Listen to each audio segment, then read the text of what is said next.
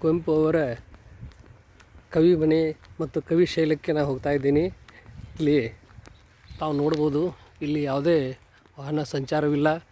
ಇದು ಸಂಪೂರ್ಣವಾಗಿ ಒಂದು ನಿರ್ಜನ ಪ್ರದೇಶವಾಗಿದೆ. ಇಲ್ಲಿ ಬಸ್ಸು 1 ಕಿಲೋಮೀಟರ್ ದೂರದಲ್ಲಿ ತರಬಿದ್ದಾರೆ. ಅಲ್ಲಿಂದ ನಾನು ನಡೆದುಕೊಂಡು ಹೋಗ್ತಾ ಇದ್ದೀನಿ.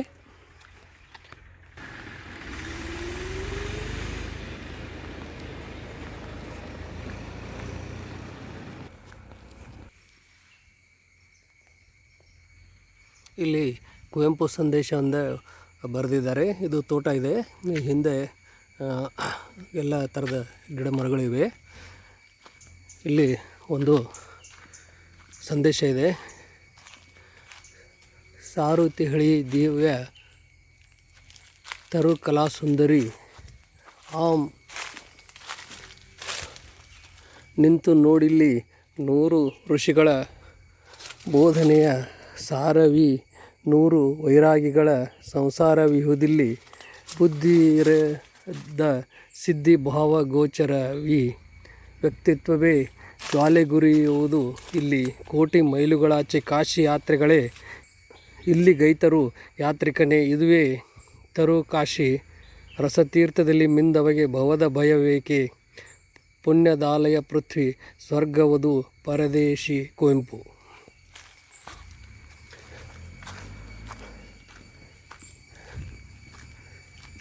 ಇನ್ನೊಂದು ಸಂದೇಶ ಇದೆ, ಆದರೆ ಅದು ಎಲ್ಲ ಅಳಿಸಿ ಹೋಗಿದೆ. ಇತ್ತೀಚಿನ ದಿನಗಳಲ್ಲಿ ಸಾಕಷ್ಟು ವಿವಾದ ಉಂಟಾಗಿದೆ. ಪಠ್ಯದಲ್ಲಿ ಕುವೆಂಪು ಅವರ ಪಾಠವನ್ನು ಕೈ ಬಿಡಲಾಗಿದೆ ಎಂದು ವಾದ ವಿವಾದ ನಡೆದಿದೆ. ಈ ನಡುವೆ ಕುವೆಂಪು ಕನ್ನಡದ ಕಂಪನ್ನು ವಿಶ್ವಕ್ಕೆ ಸಾರಿದ ಮಹಾನ್ ಕವಿ, ಅಂಥ ಕವಿಯ ಕುರಿತು ವಿವಾದ ಸೃಷ್ಟಿಸುವುದು ಎಷ್ಟು ಸಮಂಜಸ? ಮಹಾನ್ ಚೇತನಗಳ ಕುರಿತಾಗಿ ವಿವಾದಗಳನ್ನು ಸೃಷ್ಟಿಸುವುದು ಎಷ್ಟು ಸರಿ? ಹೀಗಾಗಿ ಭಾಳ ದೇಶಗಳಿಂದ ಕವಿ ಶೈಲವನ್ನು ನೋಡಬೇಕೆಂದು ಆಸೆ ಇತ್ತು. ಅದು ಇವತ್ತಿಗೆ ನಾನು ಇಲ್ಲಿಗೆ ಬಂದು ಈ ಸಂದರ್ಭದಲ್ಲಿ ಅದು ನೆರವೇರ್ತಾ ಇದೆ ಅಂತೇಳಿ ಅನ್ನಿಸ್ತದೆ. ಇಲ್ಲಿ ಬೋರ್ಡದೆ ಕವಿಶೈಲಕ್ಕೆ ದಾರಿ ಅಂಥೇಳಿ, ಮುಂದೆ ಈ ಕಡೆ ಕವಿ ಮನೆಗೆ ದಾರಿ ಅಂತೇಳಿದೆ. ಇಲ್ಲಿ KP ಪೂರ್ಣಚಂದ್ರ ತೇಜಸ್ವಿಯವರ ಸ್ಮಾರಕವಿದೆ.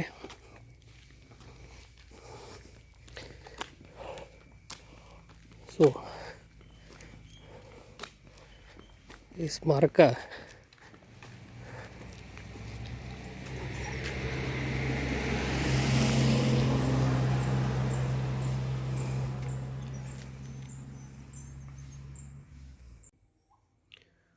ಮನುಜ ಜಾತಿ ತಾನೊಂದೇ ಒಲಂ ಎಂಬ ಪಂಪ ಮಹಾಕವಿಯ ಹೃದಯ ಸ್ಪಂದನ 1000 ವರ್ಷಗಳ ತರುವಾಯ ಕುವೆಂಪು ಹೃದಯದಲ್ಲಿ ಅನುರಣಿಸಿತೆಂಬುದನ್ನು ಗಮನಿಸಿದರೆ ಸಾಹಿತ್ಯ ಪರಂಪರೆಯ ಅಸಾಧಾರಣ ಶಕ್ತಿಯ ಬಗ್ಗೆ ಅಚ್ಚರಿಯಾಗುತ್ತದೆ. ಇದು ತೇಜಸ್ವಿಯವರು ತಮ್ಮ ಅಣ್ಣನನ್ನು ಅಂದರೆ ತಂದೆಯನ್ನು ನೆನೆಸಿಕೊಂಡು ಬರೆದಂಥ ಲೇಖನ. ಅನಕ್ಷರತೆ, ಭ್ರಷ್ಟಾಚಾರ, ಕೋಮುವಾದ, ಅಧಿಕಾರಶಾಹಿಯ ದುರಾಡಳಿತ, ಅರಾಜಕತೆ ಎಲ್ಲ ಇದ್ದು ಕರ್ನಾಟಕ ಮತ್ತು ಭಾರತ ಮುಂದುವರಿಯುತ್ತಿರುವುದನ್ನು ಗಮನಿಸಿದಾಗ ಈ ದೇಶದ ಅಗಾಧ ಆಂತರಿಕ ಶಕ್ತಿಯ ಅಚ್ಚರಿ ಹುಟ್ಟಿಸುತ್ತದೆ. ಕರ್ನಾಟಕ ಕ್ರಿಯಾಶೀಲ ತರುಣ ಜನಾಂಗ ಒಂದರ ನಾಯಕತ್ವಕ್ಕಾಗಿ ಕಾಯುತ್ತಿದೆ ಎನಿಸುತ್ತಿದೆ ಎಂದು ಅವರು ಹೇಳಿದ್ದಾರೆ. ಇನ್ನೊಂದು, ನಾನು ವಾಸ್ತವವಾಗಿ ಪರಿಸರ ವಿಜ್ಞಾನಿಯೂ ಅಲ್ಲ, ವೈಜ್ಞಾನಿಕ ಚಿಂತಕನೂ ಅಲ್ಲ, ಅಥವಾ ಪಾಂಡಿತ್ಯ ಜ್ಞಾನಗಳ ಆರಾಧಕನೂ ಅಲ್ಲ. ನನಗೆ ಇಷ್ಟ ಕಂಡ ರೀತಿಯಲ್ಲಿ ಅನ್ನ ತಿನ್ನುವ ನರಮನುಷ್ಯನಾಗಿ ಮಾತ್ರ ಬದುಕುತ್ತಾ ಇರುವವನು. ಇದು ನಮ್ರತೆ ವಿನಯದ ಮಾತುಗಳೂ ಅಲ್ಲ, ಏಕೆಂದರೆ ಈ ಬಗೆಯ ನಮ್ರತೆ ವಿನಯಗಳ ಸಾರ್ವಜನಿಕ ಪ್ರದರ್ಶನ ಒಳಗಿನ ಅಹಂಕಾರ ಮೂಲವಾಗುತ್ತದೆ. ಜನ ನಮ್ಮ ಪುಸ್ತಕಗಳನ್ನು ಕೊಂಡು ಓದಿ ಎಷ್ಟು ಚೆನ್ನಾಗಿ ಬರೆದಿದ್ದೀರಿ ಎಂದು ಹೇಳುವ ಮಾತುಗಳಿಂದ ದೊಡ್ಡ ಪ್ರಶಸ್ತಿ ಇಲ್ಲವೇ ಇಲ್ಲ. ಸುಳ್ಳು ಹೇಳದೆ, ಮೋಸ ಮಾಡದೆ, ಅನ್ಯಾಯವೆಸಗದೆ 24 ಗಂಟೆ ಕಳೆಯುವುದು ಸಹ ಈ ದೇಶದಲ್ಲಿ ದುರ್ಭರವಾದ ಮಹಾಸಾಹಸವಾಗುತ್ತಿದೆ. KP ಪೂರ್ಣಚಂದ್ರ ತೇಜಸ್ವಿ.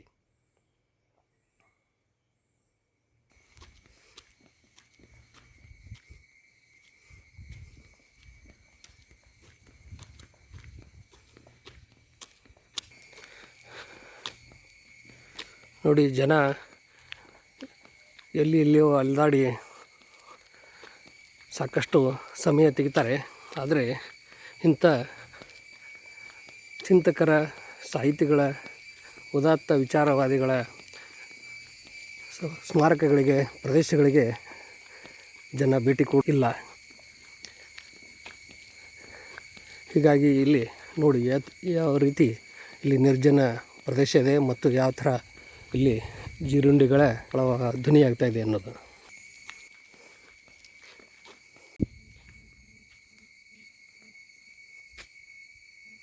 ತಪೋನಂದನ ಶತಮಾನೋತ್ಸವ ಭವನ, ಕಲಾನಿಕೇತನ, ಕಲಾ ಗ್ಯಾಲರಿ, ದೃಕ್ಶ್ರವಣ ಕೊಠಡಿ, ವಾಚನಾಲಯ, ವಸತಿ ಕೊಠಡಿ. ಇದು ಅವರ ವಸ್ತು ಸಂಗ್ರಹಾಲಯ.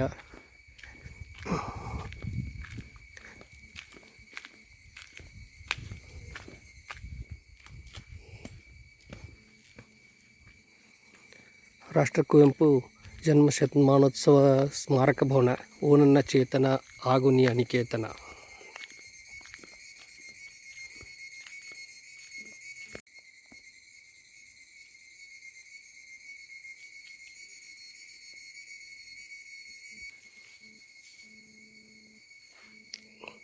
ಆ ಕಡೆ ಒಂದು ಆರ್ಟ್ ಗ್ಯಾಲರಿ ಇದೆ, ನೋಡ್ಬೋದು. ಹಾಂ ಮೇಡಮ್, ಓಕೆ.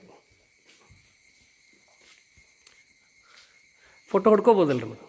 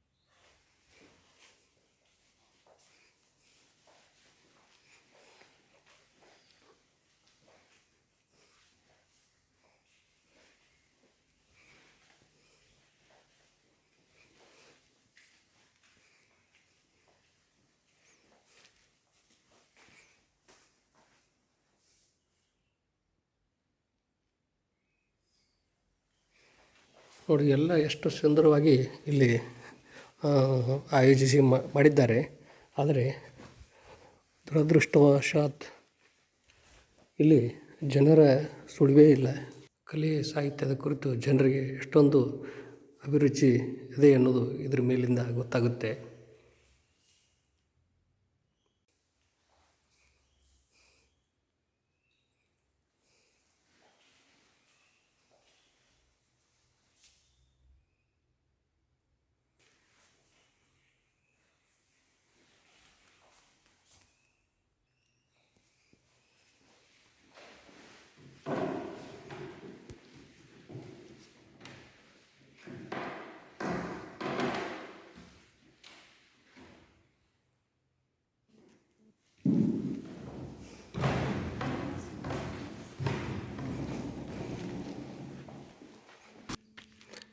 ಇನ್ನು ಕವಿಮನೆ ನೋಡಿ ಬರೋಣ. ನೋಡಿ, ಕುವೆಂಪು ಅವರ ಭಾಳಷ್ಟು ಸಂದೇಶಗಳು ಇವತ್ತಿನ ದಿನಮಾನಗಳಲ್ಲಿ, ಅದರಲ್ಲೂ ಇವತ್ತಿನ ಸನ್ನಿವೇಶಕ್ಕೆ ಭಾಳ ಪ್ರಸ್ತುತವಾಗಿವೆ. ಆದರೂ ಸಹಿತ ಜನ ಇವುಗಳ ಬಗ್ಗೆ ಯಾವುದೇ ಗಮನ ಕೊಡುವುದಿಲ್ಲ. ನೋಡಿ, ಗುಲ್ಮೋಹರ್ ಹೂ ಬಿಟ್ಟಿದೆ.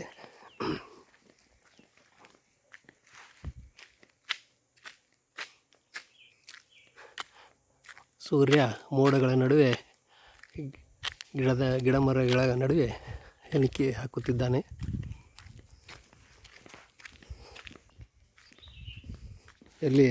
ಎಲ್ಲಿಯೂ ನಿಲ್ಲದಿರು, ಕೊನೆಯನ್ನು ಮುಟ್ಟದಿರು, ಓ ಅನಂತವಾಗಿರು ಎಂದು ಹೇಳಿದಂಥ ಮಹಾನ್ ಕವಿ, ಮಹಾನ್ ಚೇತನ ನೆಲೆಸಿದಂಥ ಸ್ಥಳಕ್ಕೆ ನಾವು ಹೋಗ್ತಾ ಇದ್ದೀವಿ.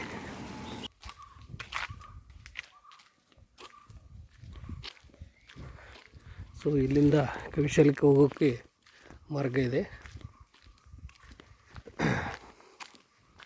ಸೊ ಇಲ್ಲಿ ಪಕ್ಕದಲ್ಲಿ ಇದೆ, ಬಂತು ನೋಡಿ.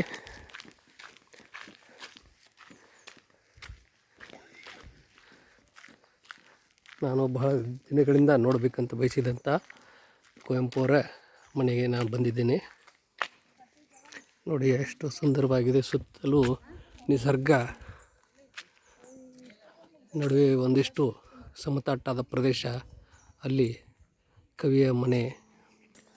ಬಹುಶಃ ಇಂಥ ರಮ್ಯ ಕಾನನದ ನಡುವೆ ಇರುವಂಥ ಈ ಮನೆಯಲ್ಲಿ ನೆಲೆಸಿದಂಥ ಮಹಾನ್ ಚೇತನಕ್ಕೆ ಕಾವ್ಯ ಸ್ಫೂರ್ತಿ ಸಹಜವಾಗಿ ಒದಗಿ ಬಂತು ಅಂತ ಅನ್ನಿಸ್ತದೆ.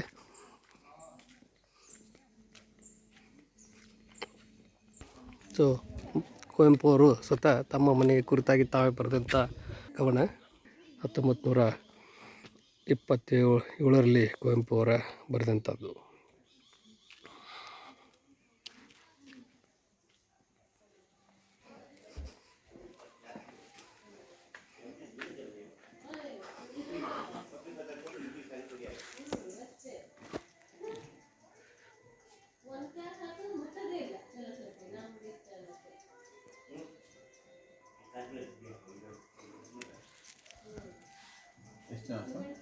ಸರ್, ಒಂದು ಟಿಕೆಟ್.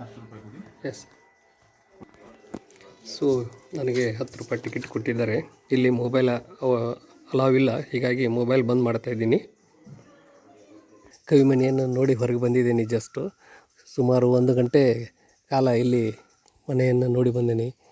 ಆ ಮನೆಯೊಳಗೆ ಕವಿಗೆ ಕುರಿತಾಗಿ ಹಲವಾರು ಅದ್ಭುತ ವಿಚಾರಗಳು, ವಿಷಯಗಳು, ಪುಸ್ತಕಗಳು ಮತ್ತು ಅವರು ಬಳಸಿದ ವಸ್ತುಗಳು, ಅವರ ಕಾಲದಲ್ಲಿ ಮನೆ ಮಂದಿ ಬಳಸುತ್ತಿರೋಂಥ ವಸ್ತುಗಳು ಎಲ್ಲವೂ ಅದ್ಭುತವಾಗಿ ಹೊಸ ಅನುಭವವನ್ನು ಕೊಡ್ತವೆ.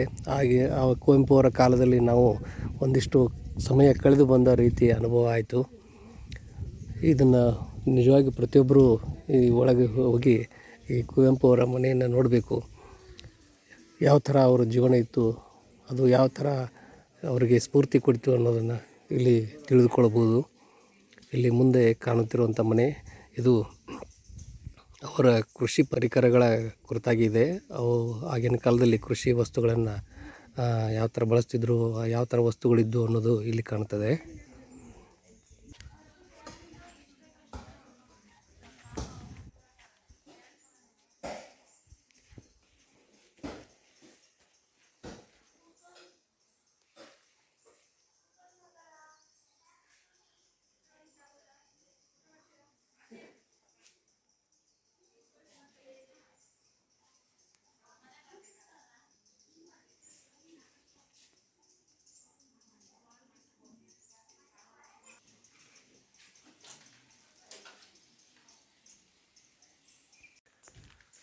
ಈಗ ಕವಿಶೈಲಕ್ಕೆ ಹೋಗ್ತಾ ಇದ್ದೀನಿ.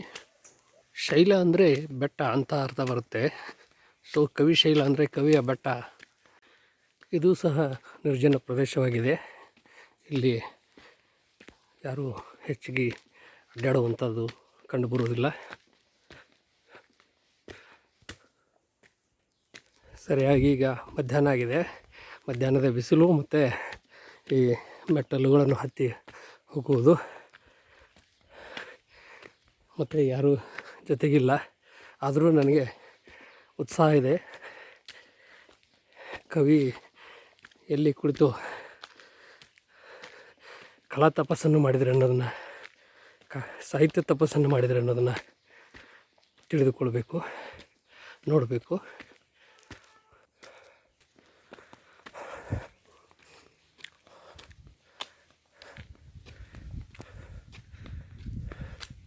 ಕವಿಶೈಲದ ಕುರಿತು ಕವಿಯ ಕವಿತೆ.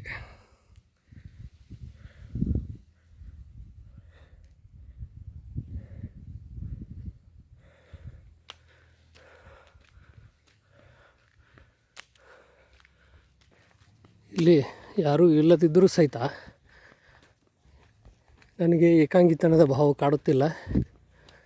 ಕವಿಯ ಭಾವತರ್ಪಣಗೊಂಡ ಸ್ಥಳ ಇಲ್ಲಿ ಕವಿಯ ಆತ್ಮ ಜೀವಂತ ನೆಲೆಸಿದೆ ಅಂತ ಅನ್ನಿಸ್ತಾ ಇದೆ.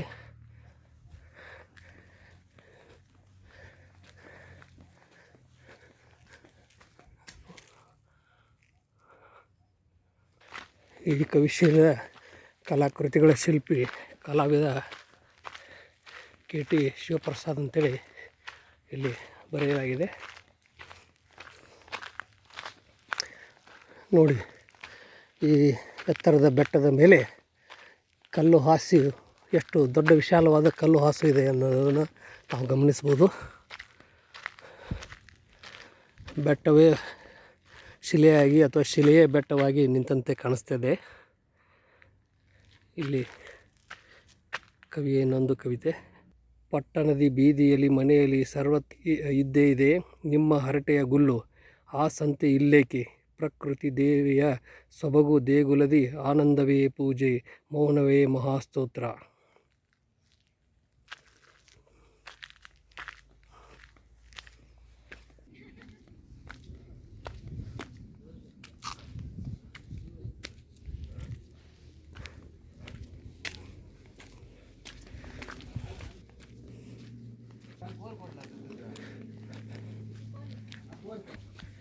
ಇಲ್ಲಿ ಕವಿಶೈಲದ ಧ್ಯಾನಪೀಠ.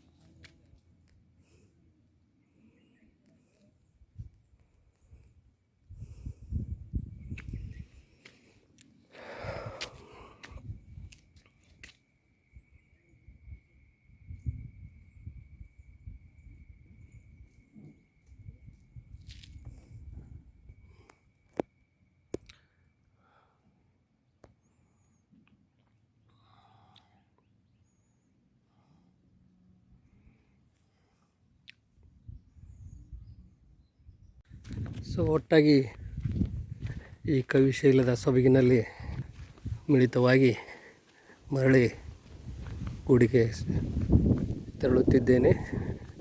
ಈ ಸುಂದರವಾದ ಪ್ರದೇಶಕ್ಕೆ, ಈ ಅದ್ಭುತ ಭಾವಲೋಕಕ್ಕೆ ತಾವು ಸಹ ಆಗಮಿಸಿ ಈ ಭಾವದೀಪ್ತಿಯ ಬೆಳಕನ್ನು ಪಡಿಬೇಕೆಂದು ಹೇಳಿ ನನ್ನ ವಿಡಿಯೋ ಮುಗಿಸ್ತೀನಿ. ಧನ್ಯವಾದಗಳು.